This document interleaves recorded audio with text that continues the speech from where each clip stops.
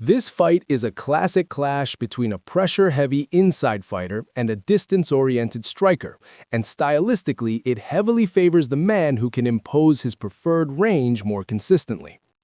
Pat Brown is at his best when he's dictating the pace and forcing opponents into uncomfortable high-intensity exchanges.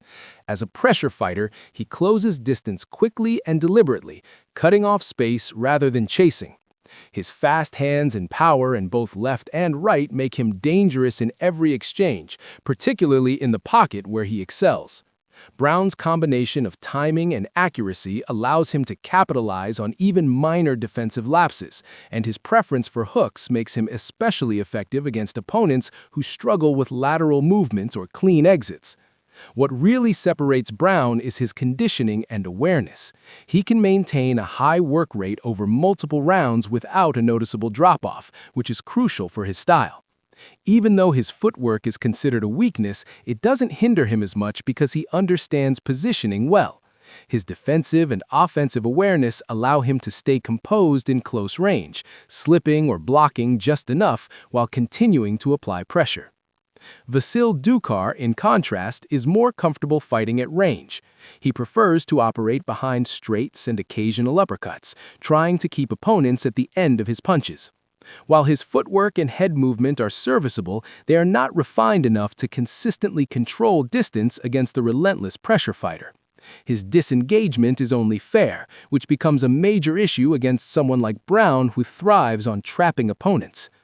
Ducar's biggest technical drawbacks are his timing and accuracy. Against the slower or less aggressive opponent, he might be able to get away with this, but against someone constantly closing distance, those flaws become magnified. His punches may not land clean or often enough to discourage Brown's forward movement. Additionally, his power is questionable, so even when he does land, it may not have the impact needed to reset the pace or earn respect. Another critical factor is conditioning. Ducar tends to fade after the first couple of rounds, and visible signs like dragging his foot suggest a significant drop in mobility and reaction time. This is especially dangerous in a fight where movement and distance control are essential to survival. Tactical breakdown.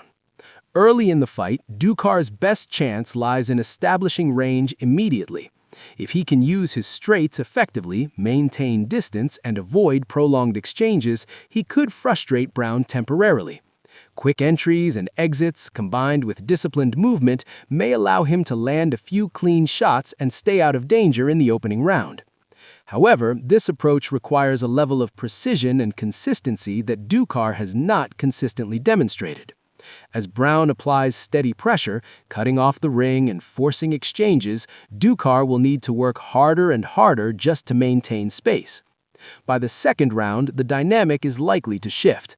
Brown's pressure will begin to limit Ducar's movement, forcing him closer to the pocket.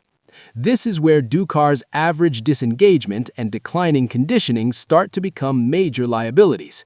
His reactions will slow, his exits will become less clean, and he'll begin absorbing more shots. Once Ducar starts to fatigue, his already inconsistent timing and accuracy will deteriorate further.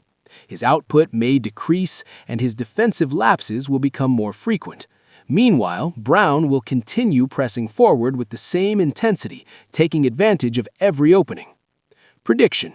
Ducar may have moments of success early, particularly in the first round, where he lands a few straight shots and manages to stay just outside of Brown's preferred range.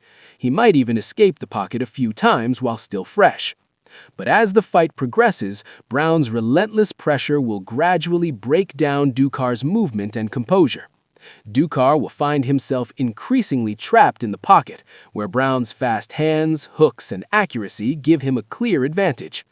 By the later rounds, Ducar's fatigue will be a decisive factor. His ability to disengage will diminish significantly, and he will likely become a stationary target. At that point, Brown's volume, power, and sustained pressure should overwhelm him.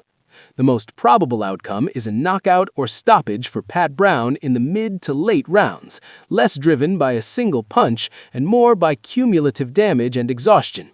Ducar's inability to maintain distance, combined with declining conditioning, makes it very difficult for him to survive once the fight settles into Brown's preferred range.